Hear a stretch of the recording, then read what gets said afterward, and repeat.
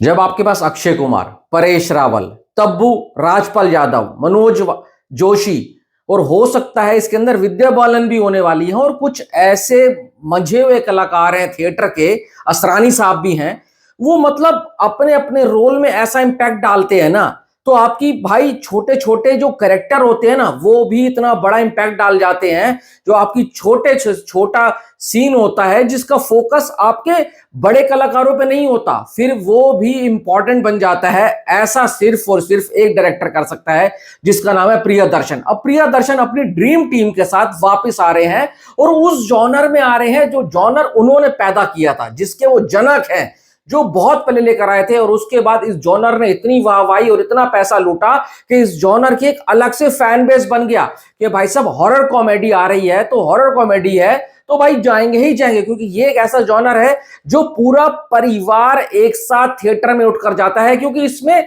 Double meaning dialogues तो होते हैं जैसे कि इसमें भी हैं, पर वो फिर भी चलो आज के टाइम के ऊपर जब इंस्टाग्राम इतना गंद बरसा रहा है सब चल जाता है। अगर मैं ट्रेलर की बात करूं तो ट्रेलर अच्छा लग रहा है, अक्षय कुमार अपने फॉर्म में लग रहे हैं, प्रियदर्शन ऐसे लग रहा है कि कैमरे के साथ खेल रहे हैं, और उसको ऊपर से भाई साहब यहां पर मनोज जोशी एंड भाई ये जो अपना है परेश रावल, राजपाल यादव, इन सारों की जो एक चौकड़ी बनकर चल रही है ना, ट्रेलर को फुल ऑन लिफ्ट अप करने का काम करती है। कलरिंग बहुत सॉलिड लग रही है, बीजीएम बहुत जबरदस्त लग रहा है, हर कैरेक्टर अपना रोल निभाते हुए नजर आ रहा है। और हाँ, एक तो ये कह रहा है प्रॉमिस कि इस बार अक्षय कुमार इस फिल्म से कमबैक कर सकते हैं। पर इस पूरे ट्रेलर को देखने से ना ऐसा क्यों लग रहा है कि मैंने सब कुछ पहले कभी ना कभी देखा हुआ है।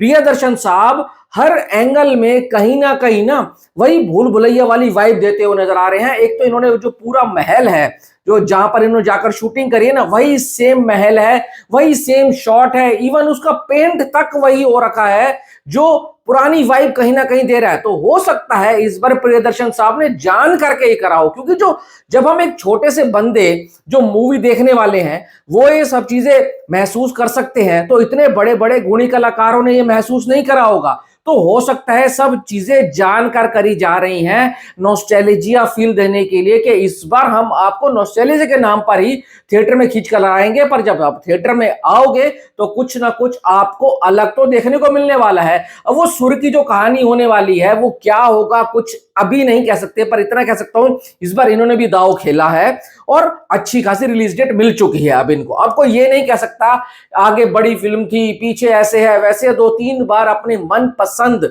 ये डेट ले चुके हैं आगे पीछे होकर। अगर अभी भी अक्षय कुमार नहीं चल पाते तो कसम से कह रहा हूं इस बंदे की किस्मत ही खराब है। पर हां, ये फिल्म तभी चल पाएगी जब भूल भुलैया से हटकर हमारे को कुछ यूनिक कॉन्सेप्ट देगी और कहानी में कुछ नयापन होगा। अगर इन्होंने दिखाया भी वही और भाई परोस भी वही दिया तो कसम से कह रहा हूं आज की पब्लिक बहुत ज्यादा शानी हो चुकी है, पहले ही शो के ऊपर वो अपना वर्डिक्ट रख देती है। मैं इतना तो कहूंगा अक्षय कुमार हैं तो ये वादा तो हो सकता है कि कॉमेडी टाइमिंग के जरिए वो पब्लिक को सीट पर बैठा देंगे। अब आगे सब कुछ हो जाता है कैप्टन के हाथ में, यानी कि captain of the ship Priyadarshan के हाथ में, कि वो किस तरीके से कहानी को, स्क्रीन प्ले को हमारे सामने प्रेजेंट करते हैं, जो देखने से लग रहा है कि हाँ सब कुछ ओके ओके तो होगा।